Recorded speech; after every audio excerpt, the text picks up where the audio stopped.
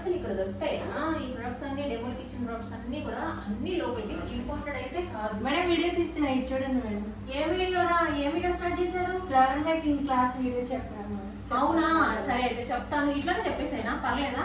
పక్కన పెట్టాడా? Hi madam అందరికి. అక్టోబర్ 11న మా అకాడమీలో ఫ్లవర్ బేనీస్ ఎలా తయారు చేసుకోవాలి, పూల జడలు ఎలా తయారు చేసుకోవాలి అనేది మేము 1 డే క్లాస్ అయితే స్టార్ట్ చేద్దాం అనుకుంటున్నాం ఈ అక్టోబర్ 11న.